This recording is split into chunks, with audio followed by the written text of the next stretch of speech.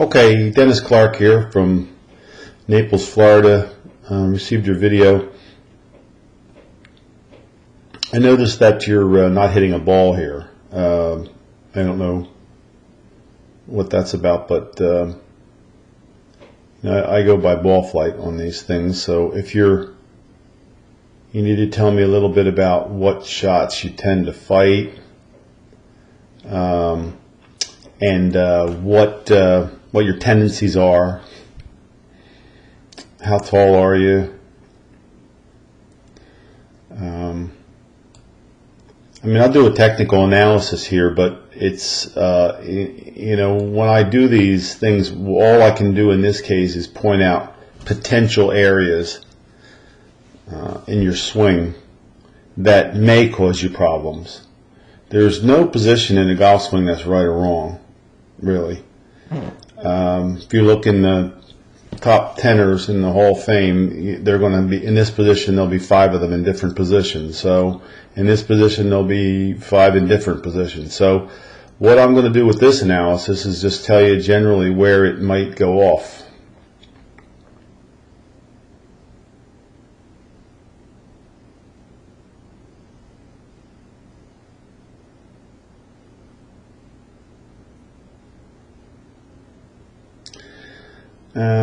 One thing we have is an extremely open face right there. I don't know if that could be from a weak grip. You should also send me a close-up photo of your grip. But this is almost bunker shot open, greenside bunker shot amount of open. So either you've excessively rolled, which you did, a little bit fanned open, and now you may drop it back to square. A little open there.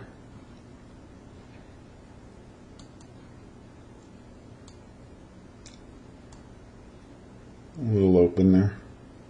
So it might be a club face issue for one thing. You may be straightening up your grip. You may need strengthening up your grip is what I meant.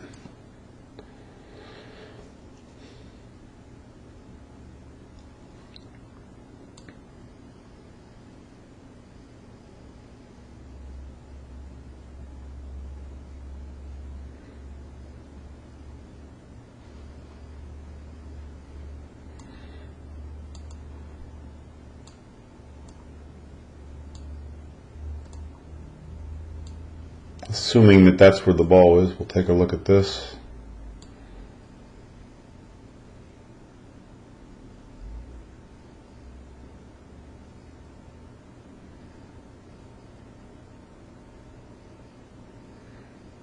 Fairly early release,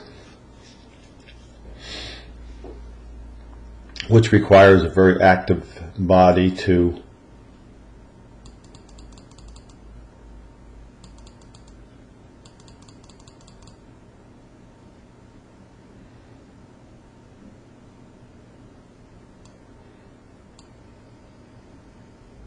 keep the face keep the bottom of the swing from being too far behind the ball. That is fat shots. And again, if this is your real swing, when I see someone try to produce ball flight, typically they go out of their mode here. But we'll do it anyway. Yeah, your open face isn't from your right hand grip because that looks fairly strong. I can see most of the back of your right hand here. Pretty stationary lower body, a lot of turn in the upper body.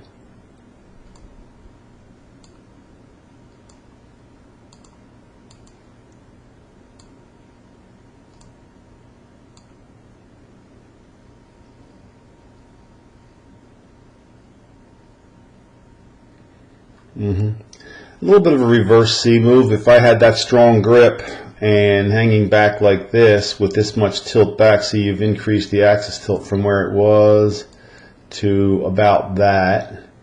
So you've definitely tilted back. A lot of slide with your lower body instead of turn. So I see potential for a hook or a block here.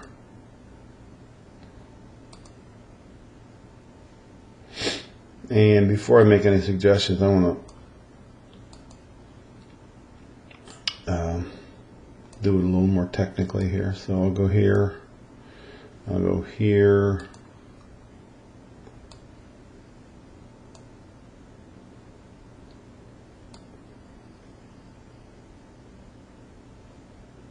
pretty good there. There's where the club face is opening. There's a little bit of a verticality to that back part. You're lifting it up with your arms pretty good. So when it goes that much, that's a real open face. And that's the only issue that I see so far, is that you get the face that open at the top, and when you get the face that open at the bottom, you're dependent on a real flip over with your hands. So you may be playing from open to trying to shut it down at impact. You lost your posture here just a little bit. Came up a little bit. Elbows are good. You've got the club in a pretty good position. This is low hands player. You go from low hands to lower hands actually when you drop this in. You may want to think about working that up a little bit more, because your down move goes back and pretty down. Club's on a pretty good position there, though.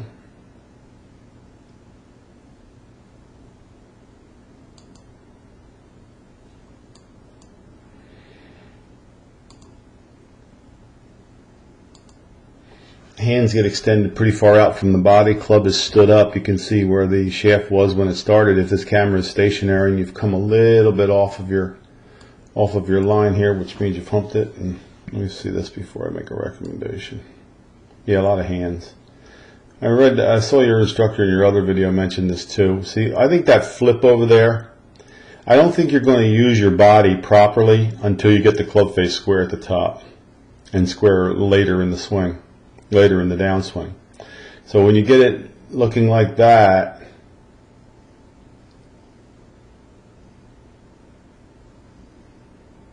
in your transition,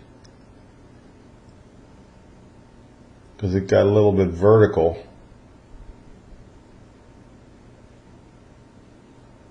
you're going to need to flip it. So that's what you're doing. You see where your arms are right now? They should be disappearing. Let me show you what I mean. This is all flip over hand stuff, but you know, it's easy to diagnose the flip.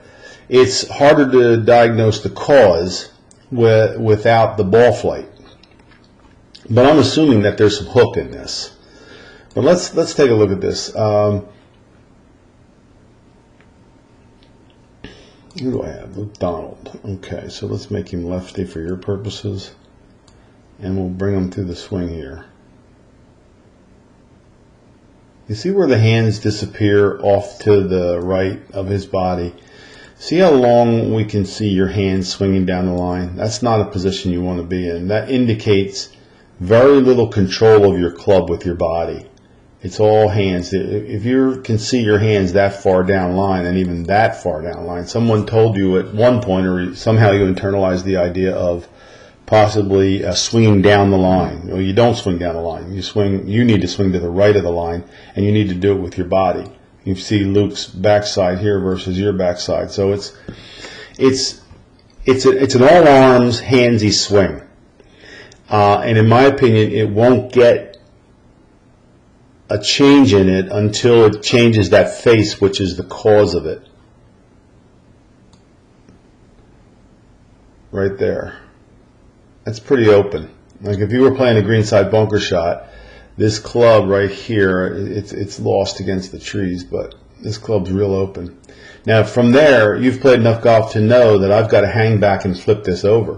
So what I'd really do is work on keeping that club face squarer, longer, keep it shut longer, and then try to use your body through the impact a little bit better.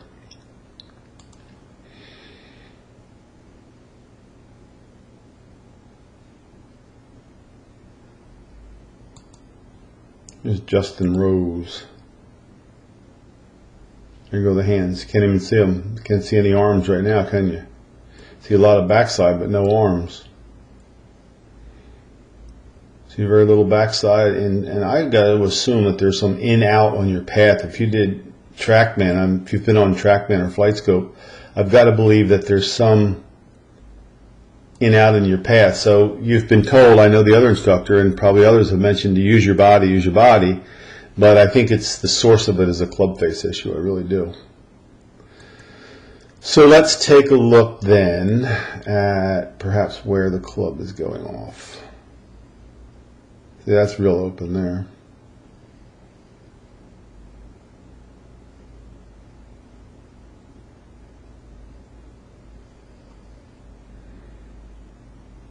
I'd say it's the cup in your wrist.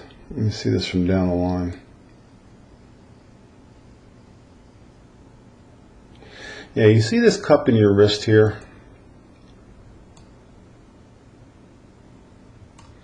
I'd try to get that out of there. That's a bad drawing. I'd try to get that out of there. There's a definite concave look to your wrist there. If you flatten that wrist and squared that club face a bit, it would allow you to use your body more coming through. Because you've definitely got some in to out on this path, and that indicates to me some potential for a hook.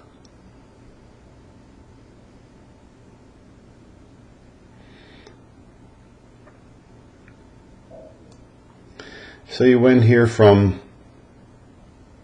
55 original angle to 69 original angle. That's some pickup. That's a pretty good divergence. Most tour pros from here to here are about 8 degrees, and yours is about double that. So that's some pretty good lifting there. And the second part of it doesn't get lifted at all. So you lift it early, but not much after that. In fact, you even go back a little bit. Now if I went back, you don't usually see that. So you want to get your arms a little more mid-body at this point. Like you want to get them a little further back earlier, because this lifting habit here, see this lifting? This is where the face opening is coming from. That you're cupping the wrist to lift the club. Because what the typical progression here, Ulf, would be this. From this angle, you'd see tour pros at mid-swing where the right arm's parallel to the ground. If they're 52, it'd probably go to about there. So that yours now gets really lifted at that last part. I'll show you what I mean.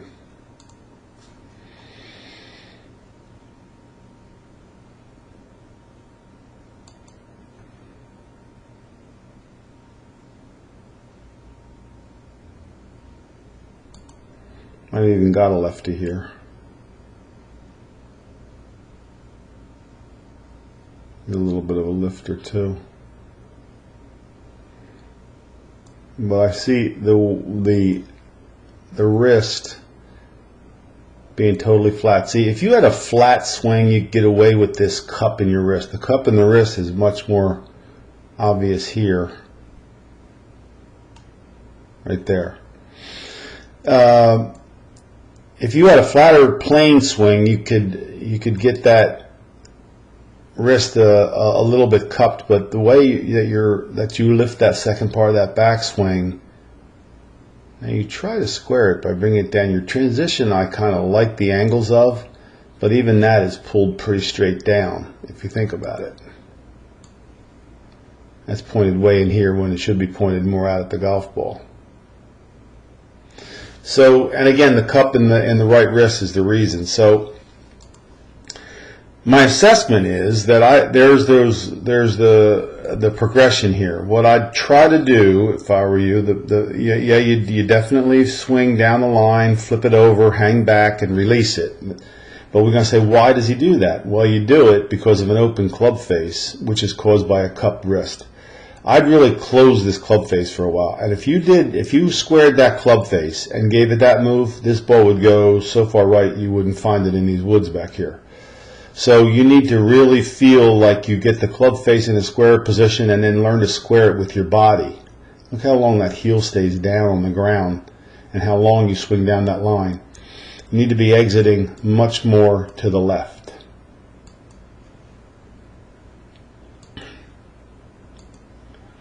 And Sergio here. Look how left he goes with this arms. Look at the body turn. Look at the wrist. Make him left-handed. Look at that. Look at that right wrist.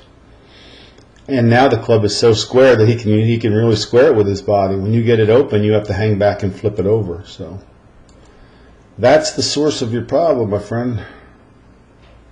Send me another one next time you do this. Send me another one hitting some balls. Because there's a lot of good things about your swing too. Most people don't transition that well. I like when people lay it down in transition. But you know, when we're fighting a club face that's laying off the plane like that, we've got to get it. We've got to get it a little square or even shut for a while, so that you learn to rotate with your body, get the club going more right. That's my guess. All right. Well, good luck with it. And if you want to send me a follow-up one in a month or so, I'd be happy to take a look. Hitting some balls. I have a referral program. Send me a new customer. I do a analysis half price. You send me two, and I do a free analysis for you down the road. All right. Good luck, Wolf.